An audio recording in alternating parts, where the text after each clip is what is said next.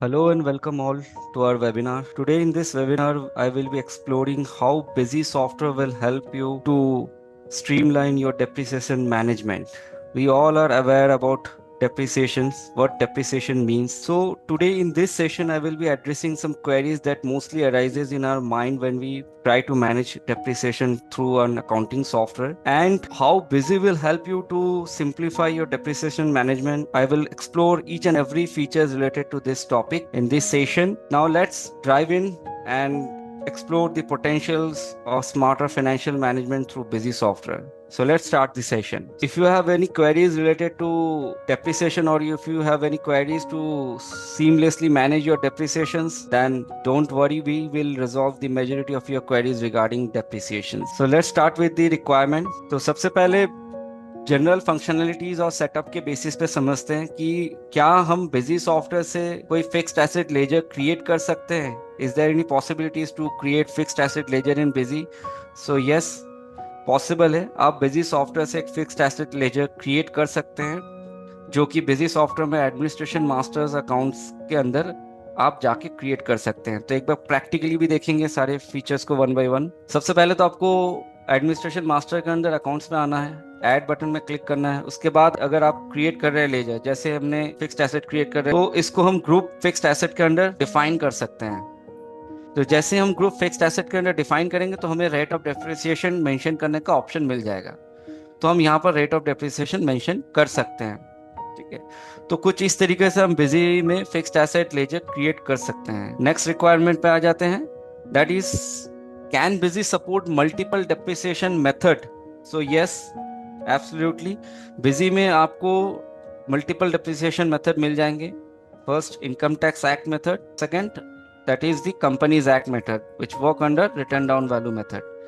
तो आप जब भी बिजी एप्रिसिएशन फीचर्स को एनेबल करेंगे, जो कि administration configure features and options के अंदर अगर आप अकाउंट्स पे जाते हैं और यहाँ से अगर आप कंपनीज टैक्स डेप्रिसिएशन को एनेबल करते हैं, हालांकि income tax act depreciation by default he enable हो जाती है जब आप कंपनी क्रिएट करते हैं बिजी सॉफ्टवेयर में. इनकम टैक्स एक्ट मेथड के साथ साथ अगर आपको कंपनीज एक्ट भी चाहिए तो आप उसको एनेबल कर सकते हैं, और आप डिस्प्ले के अंदर डिप्रिसिएशन चार्ट के अंदर आपको ये दो ऑप्शंस मिल जाएंगे. First, income tax act method, and second one is called companies act method which is written down value method. तो रिटर्न डाउन वैल्यू मेथड पे आप कंपनीज एक्ट मोड पे मेंटेन कर सकते हैं आपकी फिक्स्ड एसेट की डेप्रिसिएशंस को.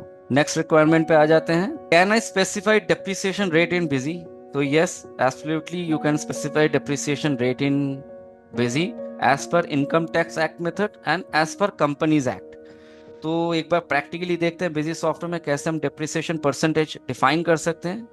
सो for that you can move on to administration masters accounts. Let's suppose, for example, if you have created a new fixed asset ledger, so you select that fixed asset ledger, and आप जैसे ही आप group fixed asset के बाद enter press करेंगे तो यहाँ पर आपको रेट डिफाइन करने का ऑप्शन पॉपअप हो जाएगा. तो आप यहाँ पर annual rate of depreciation mention कर सकते हैं. अगर हमने 10% डाल दिया, हाफ ईयरली वो 5% हो जाएगा. So you are mentioning this depreciation percentage on the basis of income tax act. And अगर आप कंपनीज एक्ट के बेसिस पे डेप्रिसिएशन मेंटेन करना चाहे तो आप यहाँ पर as per companies act basis पे भी अपना डेप्रिसिएशन परसेंटेज डिफाइन कर सकते हैं. तो दो मेथड पे आप अपना डेप्रिसिएशन को कैलकुलेट कर सकते हैं, as per income tax act method and as per companies act method. और दो मेथड के बेसिस पे आप अपना डेप्रिसिएशन परसेंटेज भी डिफाइन कर सकते हैं बिजी सॉफ्टवेयर में. नेक्स्ट रिक्वायरमेंट पे आ जाते हैं, that is can I record fixed asset purchase entry in Busy? So yes, आप बिजी सॉफ्टवेयर से अपना fixed asset purchase entry record कर सकते हैं. तो मल्टीपल मेथड्स है बिजी में. आप वाया जर्नल भी कर सकते हैं. You can do the transaction through journal also. You can record your fixed asset purchase entry from journal, from purchase vouchers and from payment vouchers also. तो कैसे करते हैं एक बार प्रैक्टिकली देखते हैं. अगर आप परचेज वाउचर से फिक्स्ड एसेट परचेज एंट्री को रिकॉर्ड करना चाह रहे हैं तो उसका एक छोटा सा ट्रिक्स मैं बता दूं कि जब आप आइटम क्रिएट कर रहे हैं, कोई फिक्स्ड एसेट आइटम क्रिएट कर रहे हैं, सपोज मशीनरी, तो मशीनरी जब आप आइटम क्रिएट कर रहे हैं, आप यहाँ पर यूनिट वगैरह मेंशन कर दिया, तो यहाँ पर आप एक ऑप्शन आपको मिल जाएगा स्पेसिफाई परचेज अकाउंट. तो आप यहाँ पर स्पेसिफाई हियर को सिलेक्ट कर सकते हैं. दैट मीन्स कि आप जब भी परचेज करेंगे मशीनरी, इसका वैल्यू जो है रिफ्लेक्ट करेगा आपके फिक्स्ड एसेट लेजर पे जो आपने अकाउंट मास्टर में क्रिएट करके रखा हुआ है. जो हमने क्रिएट किया हुआ है प्लांट एंड मशीनरी, उसके साथ हम इस आइटम्स को टैग कर लिए हैं। परचेज अकाउंट के अलावा इस लेजर पे रिफ्लेक्ट करेगा, परचेज अकाउंट छोड़ के इस लेजर पे रिफ्लेक्ट करेगा ये। तो हम इसको डिफाइन कर लिए यहाँ पर और आगे इसको सेव कर लिए। जब हम ट्रांजैक्शन पे जाके परचेज करेंगे, ऐड करेंगे और वाउचर नंबर वगैरह जो भी मेंशन करना मेंशन करेंगे, उसके बाद हम आइटम में जैसे मशीनरी सिलेक्ट करेंगे। अगर हम एक पीस मशीनरी परचेज कर रहे हैं, सपोज मशीनरी प्राइस जो है 25,000 है फॉर एग्जांपल, और इसको जैसे हम सेव करेंगे, टैक्स हमने लेना है तो हम अप्लाई टैक्स कर सकते हैं। इसको जैसे हम सेव करेंगे तो ये हमारा रिफ्लेक्शन जो है लेजर पे पोस्टिंग हो जाएगी। मतलब कि जो फिक्स्ड एसेट का लेजर है, अगर हम लेजर चेक करेंगे प्लांट एंड मशीनरी, तो उस लेजर पे हमारी रिफ्लेक्शंस दिख जाएंगे। ठीक है।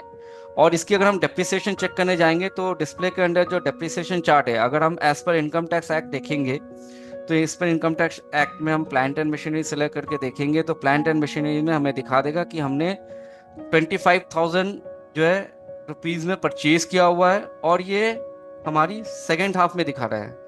नियम ये कहता है कि अगर 30 सितंबर के बाद आप कोई परचेज कर रहे हैं तो उसमें डेप्रिसिएशन जो है हाफ कैलकुलेट करेगा, फुल नहीं कैलकुलेट करेगा। ठीक है। तो ये हमने जो परचेज किया था, तो ये हमने परचेज जब किया था इसका जो है 1/12 को किया था, तो हमने इसको जो है दिसंबर को किया था। तो ये 38 सितंबर के बाद का परचेज है, इसलिए इस पे डेप्रिसिएशन जो है हाफ कैलकुलेट किया, हाफ ईयरली कैलकुलेट किया, क्योंकि हमने as per income tax act 5% mention किया था हाफ ईयरली। तो 38 सितंबर के बाद अगर हम कुछ ट्रांजैक्शन करते हैं उसी फिक्स्ड एसेट लेजर से, तो उसका हाफ ईयरली डेप्रिसिएशन चार्ज होगा। तो आप देख सकते हैं हाफ ईयरली इसका 5%, अगर 25,000 पे 5% डेप्रिसिएशन करेंगे तो 1250 के करीब आपकी डेप्रिसिएशन वैल्यू रिफ्लेक्ट होते हैं या कैलकुलेट होते हैं। एक बार हम परचेज के अलावा जनरल और पेमेंट वाउचर से भी बता देते हैं कैसे आप रिकॉर्ड कर सकते हैं। तो अगर आपको जनरल से रिकॉर्ड करनी है तो जनरल पे सिंपल है, आप जो फिक्स्ड एसेट लेजर आपने क्रिएट किया है प्लांट एंड मशीनरी, आप उसको सिलेक्ट करें डेबिट पे। आप उसका जो है वैल्यू आप मेंशन कर ले, अगर आप 30,000 में परचेज कर रहे हैं 30,000 मेंशन कर ले, और क्रेडिट में कैश या बैंक का लेजर सिलेक्ट कर ले जिसके थ्रू आप पेमेंट कर रहे हैं ये परचेज करते वक्त। तो आप इसको भी सेव कर सकते हो, तो यहाँ से भी आपकी जो है डेप्रिसिएशन मेंटेन हो जाएगी। तो अब जनरल से भी आपका डेप्रिसिएशन मैनेज हो जाएगा। तो आप देख सकते हैं ये 30,000 जो है फर्स्ट हाफ में परचेज किया गया, इस पर टोटल 10% डेप्रिसिएशन कैलकुलेट कर लिया फर्स्ट हाफ।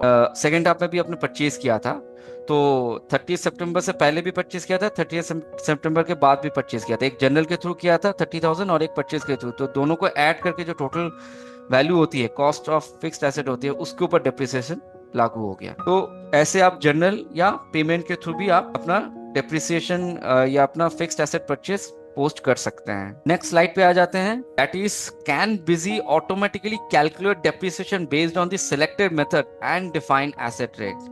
सो यस, जैसे कि हम लोगों ने थोड़ी देर पहले ही देखा है कि अगर हम परसेंटेज डिफाइन कर देते हैं फिक्स्ड एसेट लेजर पे, तो बिजी अकाउंटिंग सॉफ्टवेयर ऑटोमेटिकली आपका डेप्रिसिएशन कैलकुलेट कर लेगा as per the method.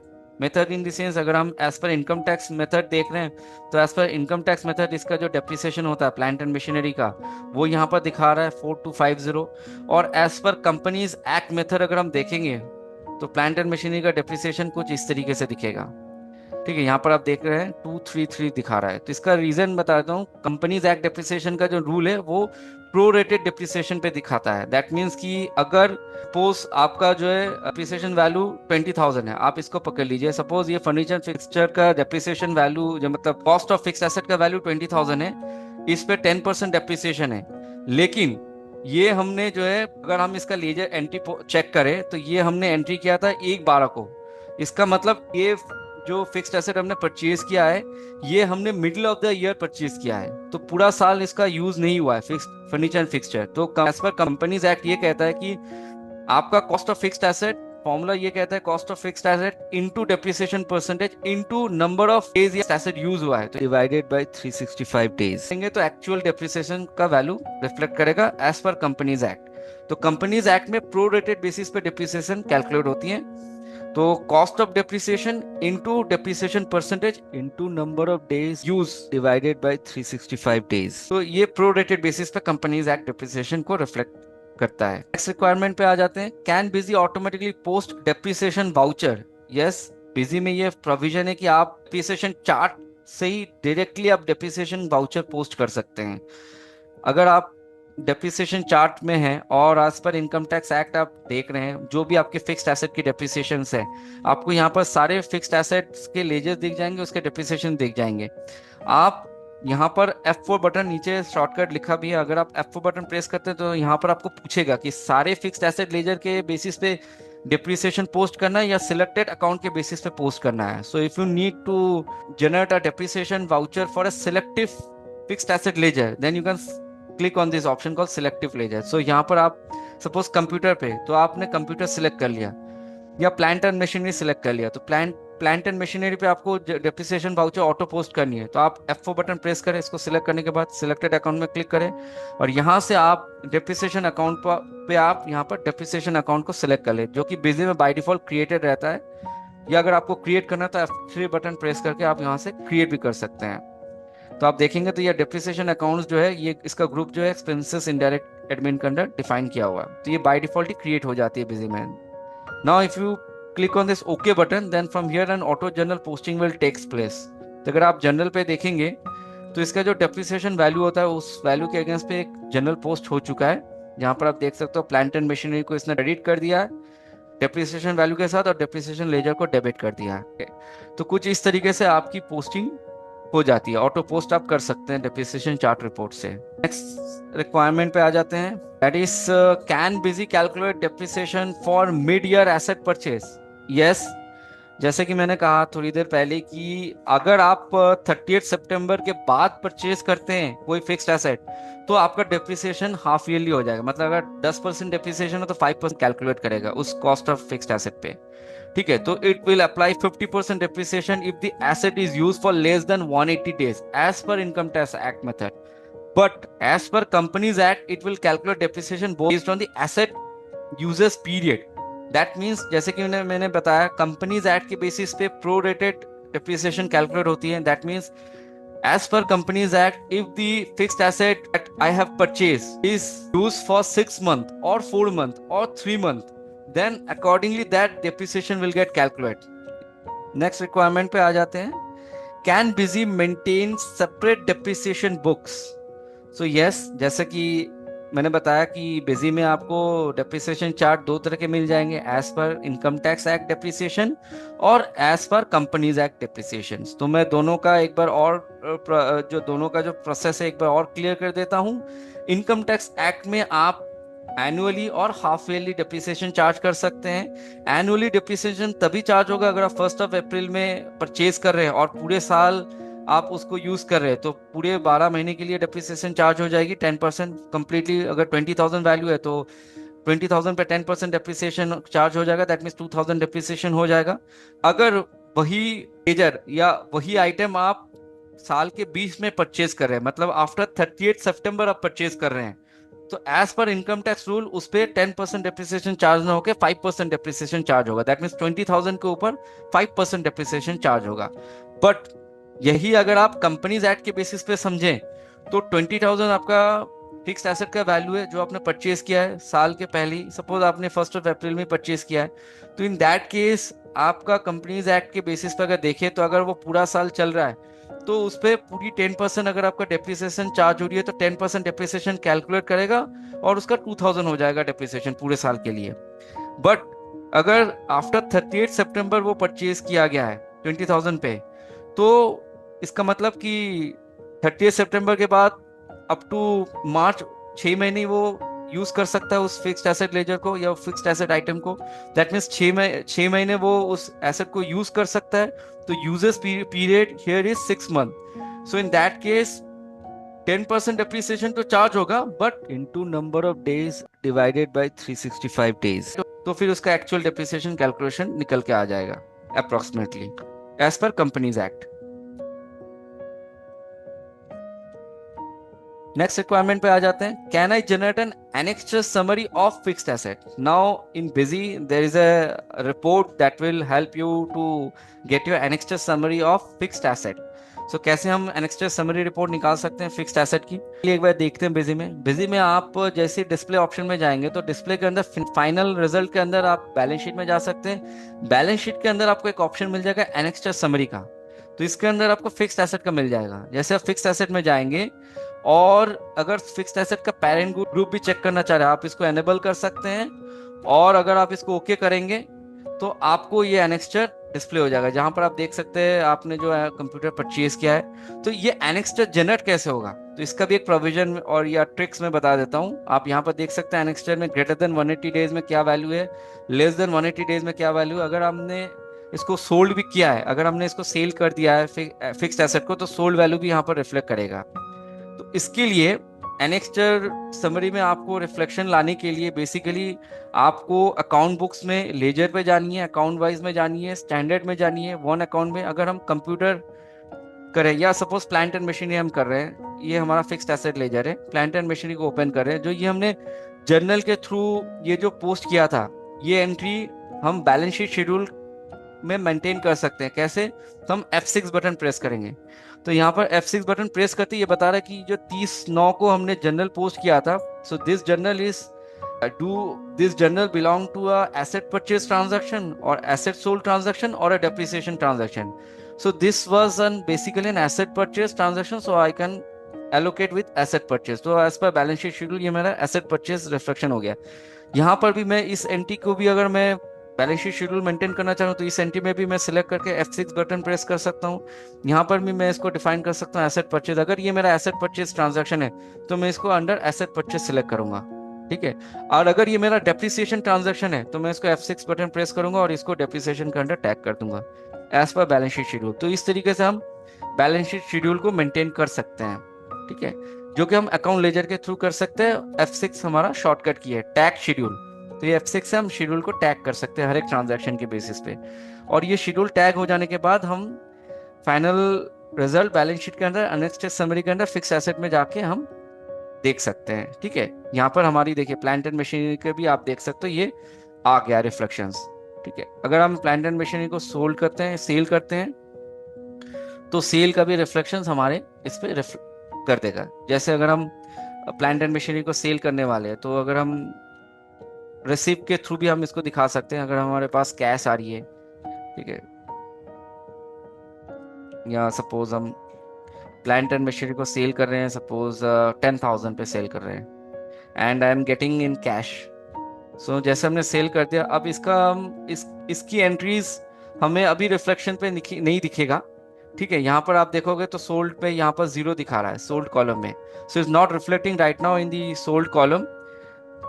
When will it reflect after tagging the schedule. So आप टैगिंग के लिए आप अकाउंट लेजर पे आ जाए, अकाउंट वाइज स्टैंडर्ड में वन अकाउंट पे, और यहाँ पर आप प्लांट एंड मशीनरी का लेजर निकाल लें। यहाँ पर जो आपने सेल किया था, जो रिसिप्ट के थ्रू आपने सेल किया, ये देखिए नन पड़ा हुआ है, तो इसको F6 बटन प्रेस करके आपको टैग करना है। ये एसेट सोल्ड पे आप सिलेक्ट कर लीजिए, ओके कर लीजिए, तो ये as a asset sold entry as per balance sheet schedule manage हो जाएगा। फिर आप इसकी एनेक्स्चर निकाल सकते हैं। एनेक्स्चर में फिर आपको ये रिफ्लेक्शन दिखा देगा फिक्स एसेट के अंदर। प्लांट एंड मशीनरीज का अगर हम देख रहे हैं तो इस पर आपको देखिए सोल्ड में ये 10,000 दिखा रहा है, तो ये फिक्स एसेट हमने 10,000 रुपए में सोल्ड किया है, ठीक है। तो कुछ इस तरीके से हम एनेक्स्चर समरी फिक्स्ड एसेट के निकाल सकते हैं बिजी सॉफ्टवेयर में। नेक्स्ट रिक्वायरमेंट पे आ जाते हैं, that is can I print annexed summary of fixed asset in balance sheet? Yes, you can print by enabling print schedule option in balance sheet. So बेजी में एक ऑप्शन है balance sheet, जब आप प्रिंट करने जा रहे हैं तो वहां पर एक ऑप्शन आता है प्रिंट शेड्यूल ऑप्शन, उसको एनेबल करना है। तो एक बार प्रैक्टिकली देख लेते हैं। प्रिंट ईमेल एसएमएस पे आ जाइए, फिर फाइनल रिजल्ट पे आ जाइए, फिर बैलेंस शीट पे आ जाइए, फिर हॉरिजॉन्टल स्टैंडर्ड मोड पे आ जाइए। यहाँ पर आप इसको ओके कर लें, और ओके करने के बाद आपको यहाँ पर एक ऑप्शन आ जाएगा प्रिंट शेड्यूल। अगर आप इसको यस करते हैं और इस 3 डॉट बटन में क्लिक करते हैं तो यहाँ पर आप ये शेड्यूल सेट कर सकते हैं। फिक्स एसेट का आपको प्रिंट करना है शेड्यूल एनेक्स्चर, सन्डी डेटर का अलग से एनेक्स्चर प्रिंट करना है, लोन्स एंड लायबिलिटीज का अलग से एनेक्स्चर प्रिंट करना है बैलेंस शीट के साथ, तो आप ये सारे ऑप्शंस को एनेबल कर सकते हैं। फिलहाल अगर हम फिक्स एसेट को करना चाह रहे हैं तो फिक्स एसेट को सिलेक्ट रखें। और एक पॉइंट ये भी है कि जब आप ये शेड्यूल प्रिंट करने जा रहे हैं उससे पहले आप अकाउंट लेजर में जाके आप टैग कर ले F6 से बैलेंस शीट शेड्यूल। अदरवाइज अगर आप टैग नहीं करोगे तो आपका प्रिंट शेड्यूल पे ये रिफ्लेक्ट नहीं करेगा।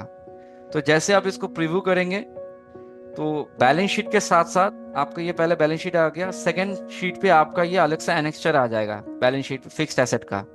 तो आप एनेक्स्चर पे देख सकते हैं, यहाँ पर आपको ये दिखा रहा है depreciation percentage, opening balance, additional addition less than 180 days में कब आपने परचेज किया था, 180 डेज से कम डेट पे, 180 डेज से ज्यादा डेट पे आपने कब परचेज किया था, सोल्ड कब किया था, पूरी इसकी एनेक्स्चर आपको बैलेंस शीट शेड्यूल पे भी रिफ्लेक्ट हो जाएगा या आप प्रिंट कर सकते हैं।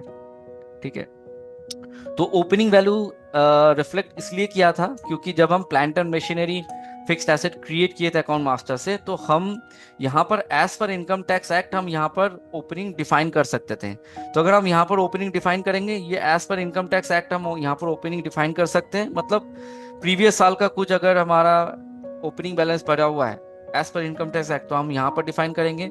और कंपनीज एक्ट का अगर ओपनिंग डिफाइन करना है तो हम यहाँ पर डिफाइन करेंगे एज पर कंपनीज एक्ट। अगर कोई ओपनिंग डेप्रिसिएशन का इस fixed asset plant and machinery का पड़ा हुआ है तो हम यहाँ पर डालेंगे एज पर कंपनीज एक्ट, तो वो हमारे एनेक्स्चर पे भी रिफ्लेक्ट करेगा।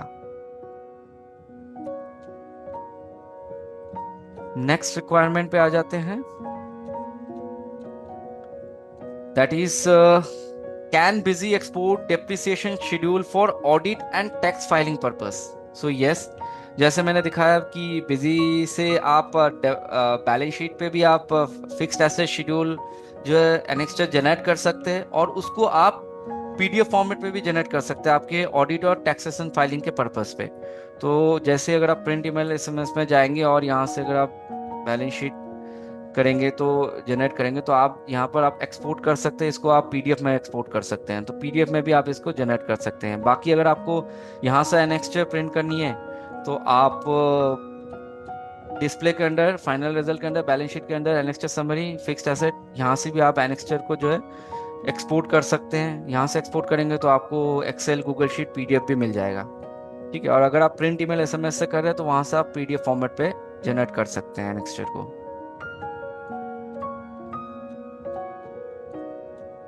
नेक्स्ट रिक्वायरमेंट पे आ जाते हैं, that is related to some advance features and compliances. Does Busy calculate depreciation for new and old asset separately?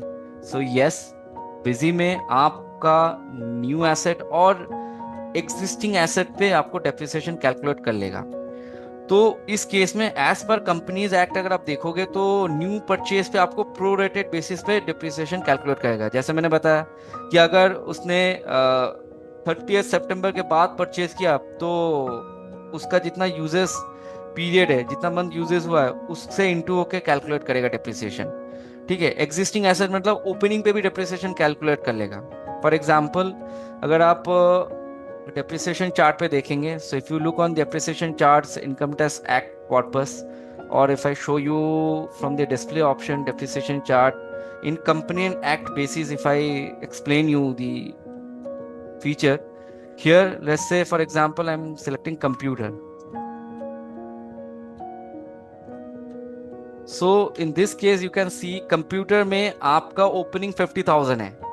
so अगर आपने एडिशन 50,000 किया तो टोटल फाइनल वैल्यू 1 लाख है। So if you have not purchase this computer, still you can calculate your depreciation in this opening balance. If I, for example, if I delete this entry, for example, now you can see still this depreciation will calculate on this opening balance. Okay, now if I add purchase entry against this fixed asset ledger, अगर हम purchase entry add करते हैं with this computer, then also a depreciation will get charged. Depreciation will get charged on the basis of prorated. That means if for example आप 50,000 पे depreciation 10% हो गया तो 5,000 depreciation होता है। इसके बाद आपने 1 अप्रैल पे भी आपने परचेज कर लिया, तो 1 अप्रैल में आपने 50,000 परचेज कर लिया, तो आपका पूरा साल चला, तो उस केस में 50,000 पे 10% मतलब 5,000, तो then 5,000 plus 5,000 total depreciation will be 10,000। But if you purchase the depreciation, if you purchase the fixed asset in or after 30th September, for example अगर हम ये कंप्यूटर परचेज करते हैं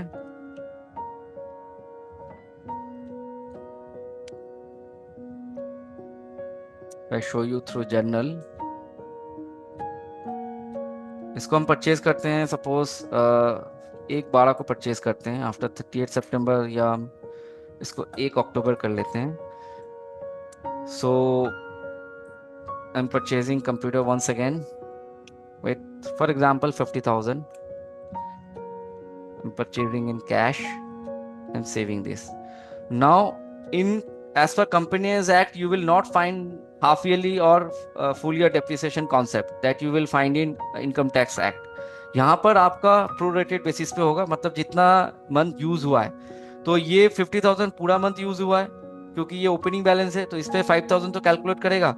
बट ये 50,000 जो है पूरे मंथ के लिए यूज नहीं हुआ है, सिर्फ 6 महीने के लिए यूज हुआ है, 6 मंथ, क्योंकि 1 अक्टूबर से लेके आपका अक्टूबर, नवंबर, दिसंबर, जनवरी, फरवरी, मार्च, तो 6 महीने तक यूज हुआ है. तो आपका 50,000 into 10% into number of days divided by 365 days depreciation value आएगा, वो प्लस 5,000 डेप्रिसिएशन करके आपका टोटल डेप्रिसिएशन आएगा यहाँ पर.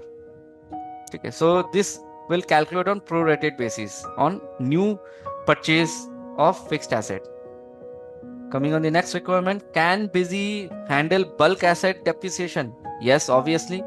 आप busy से bulk depreciation calculate कर सकते हैं fixed asset के. That means जब आप डिस्प्ले के अंदर depreciation chart चेक कर रहे हैं as per income tax, अब अगर यहाँ पर कोई भी डेप्रिसिएशन लेजर आप सिलेक्ट कर रहे हैं, या आप फिक्स्ड एसेट का लेजर आप सिलेक्ट कर रहे हैं, तब भी आपको सारे फिक्स्ड एसेट के लेजर्स व्यू हो जाएंगे जिसपे आपने डेप्रिसिएशन परसेंटेज मेंशन करके रखा हुआ है. तो दैट मींस आपको इस रिपोर्ट में हर एक फिक्स्ड एसेट के डेप्रिसिएशन परसेंटेज और डेप्रिसिएशन वैल्यू कैलकुलेट करके बता दे रहा है बाय डिफॉल्ट. तो आप बल्क में इसका, आपको इसी रिपोर्ट से आप बल्क में आपके सारे फिक्स्ड एसेट के डेप्रिसिएशन वैल्यूज को आप चेक कर पा रहे हो इस रिपोर्ट के, सिंगल रिपोर्ट के थ्रू. ठीक है. आपको इंडिविजुअली एक एक लेजर सिलेक्ट करके चेक करने की जरूरत नहीं पड़ेगा.